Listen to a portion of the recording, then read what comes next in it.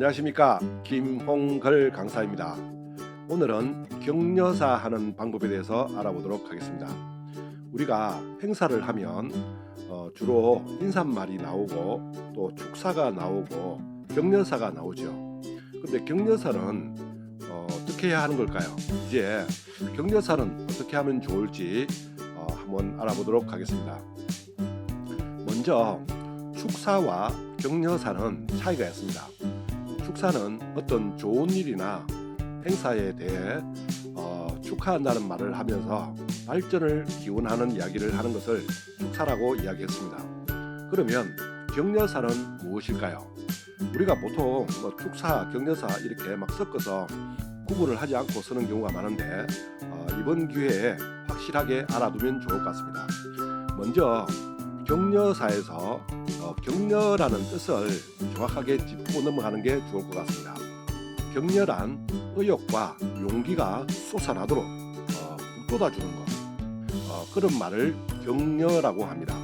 그러면 격려사는 무엇이냐면 체육대회나 세미나, 행사 등에서 사람들한테 이 행사를 또는 이 체육대회를 열심히 잘 할 수 있도록 용기와 의욕을 불러일으켜주는 말을 해주는 것을 격려사라고 이야기를 합니다. 그래서 축사하고 혼돈하면 안 되겠죠. 축사는 축하한다는 말을 하는 것이고 격려사는 사람들한테 의욕과 용기를 막 불러 넣어주는 동기부여가 되도록 사람들한테 힘이 막 나도록 해주는, 에너지가 막 솟도록 해주는 이런 이야기를 하는 것을 격려사라고 이야기를 합니다. 그래서 격려사에 들어갈 내용은 축사와는 다르게 의욕과 용기가 솟아나는 말을 해주는 것입니다.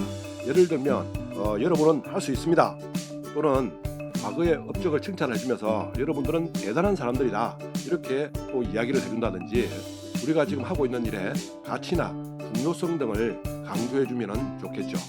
그러면 격려사는 어떻게 하면 좋을까요? 이번에도 격려사도 공식이 있습니다. 이 공식만 외우면 아주 쉽겠죠. 격려사의 공식은 쉽게 이대감의 격려입니다. 이대감의 격려, 이렇게 외우시면 되겠습니다. 쉽죠? 일단 이는 이름을 이야기합니다. 늘 그랬듯이 이번 행사에 격려사를 맡게 된 김홍걸입니다, 이렇게 이야기하시면 되고요. 간단하게 이렇게 자기 소개를 먼저 하는 것이 중요합니다. 오늘 격려사를 맡게 된 핵심 인재 리더십 센터 대표 김홍걸입니다, 이렇게 자신의 소속과 이름을 이야기하면 더 좋겠죠. 얘는 대단히 감사합니다 하는 이야기를 하는 겁니다. 저에게 이 중요한 행사에 격려사를 할 수 있도록 기회를 주셔서 대단히 감사합니다 하는 이야기를 하는 겁니다. 인사말은 사람들이 여기에 참가해줘서 고맙습니다 하는 이야기를 하는 것이고요. 격려사는 제가 이 중요한 자리에 서서 이야기를 할 수 있는 기회를 주셔서 대단히 감사합니다 하고 이야기를 하는 겁니다. 물론 속으로는 감사하지 않죠. 아이고 이거 격려사 하는 게 힘들고 어렵고 그렇지만 사실 그 무대에 아무나 올라오는 것은 아니죠. 중요한 사람이라고 이렇게 선택돼서 올라오는 것이니까 본인으로서는 상당히 영광된 자리라고 할 수 있습니다. 그리고 많은 사람들이 부러워하는 그런 기회일 수도 있습니다.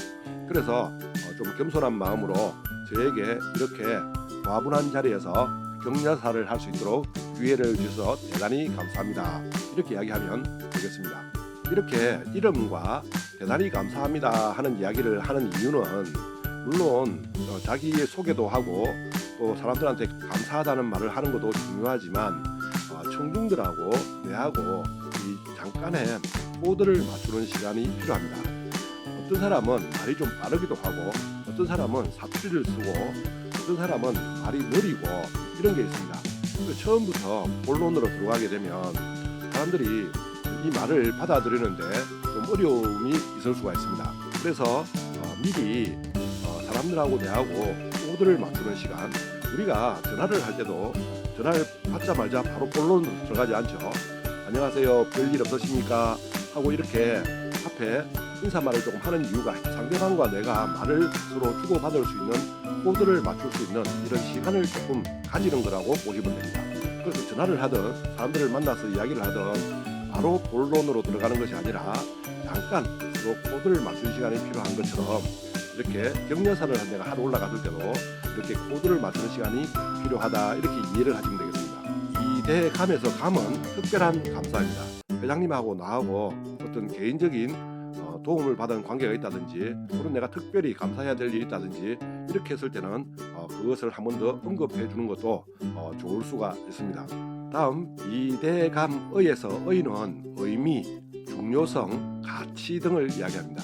오늘 이 행사의 의미, 중요성, 가치 등을 내가 생각해서 잘 적어놨다가 사람들한테 이야기를 해주면 좋겠죠.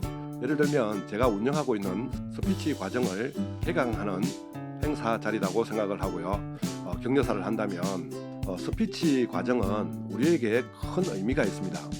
스피치를 잘한다는 것은 우리의 인생에 큰 날개를 다는 것과 같습니다. 사람한테 날개가 있다면 얼마나 훨씬 더 좋겠습니까? 그것처럼 말을 잘한다는 것은 우리가 살아가는 데 있어서 아주 큰 도움이 되는 겁니다. 그런 의미에서 이 스피치 과정은 굉장히 중요하고 누구나 반드시 배워야 될 과정이라고 생각을 합니다. 이렇게 이야기하면 이 과정의 의미, 목적, 가치 이런 것이 다 포함돼서 이야기가 된 것이죠. 그러면 여기 지금 참가한 사람들, 스피치 과정을 배우려고 하는 사람들이 마음에 내가 잘했구나, 이 자리가 참 중요한 자리구나, 이게 가치 있는 자리구나 하는 것을 다시 한번 깨달을 수가 있을 겁니다. 이런 큰 의미가 있는 자리에서 제가 격려사를 하게 돼서 큰 영광으로 생각합니다.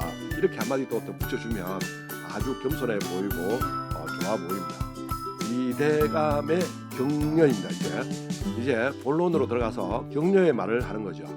사람들한테 힘을 내라는 말, 용기가 되는 말, 에너지가 되는 말, 이런 말들을 사람들한테 해주는 겁니다. 그래서 이 격려사에서는 지금 이 격려의 말이 최고로 중요하겠죠.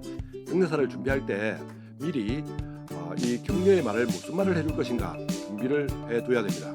이 격려의 메시지도 한두 가지 정도 사람들한테 힘이 되는 말을 해주는 것이 좋습니다. 예를 들어서 스피치 과정에서 이야기를 한다면 첫 번째, 여러분 열심히 하십시오. 여기 스피치 과정을 똑같이 배우면서도 어떤 사람은 10주가 지났을 때 실력이 월등하게 발전하는 사람이 있고, 어떤 사람은 제자리 걸음을 걷는 사람이 있습니다. 이 차이는 이 과정에 충실하게 배우고 연습을 하고 숙제 내준 것을 충실하게 하고 이렇게 한 사람들이고, 여기에 나온다 하더라도 숙제도 안 하고 열심히 하지 않고 또 빠지기도 하고 이렇게 하면 제자리 걸음을 면치 못합니다. 그래서 이왕 시작한 거 열심히 해서 자신을 완전히 바꿀 수 있는 그런 좋은 계기를 삼으시기 바랍니다. 이런 이야기를 해주는 것이 좋겠죠. 두 번째 이야기해 드리고 싶은 것은 교수님을 믿고 따르라는 겁니다.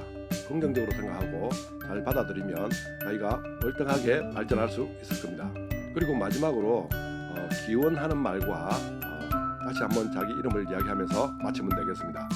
여러분들의 앞날에 무궁한 발전이 있기를 바라면서 오늘 제 격려사는 여기에서 마치도록 하겠습니다. 감사합니다. 지금까지 김홍글이었습니다.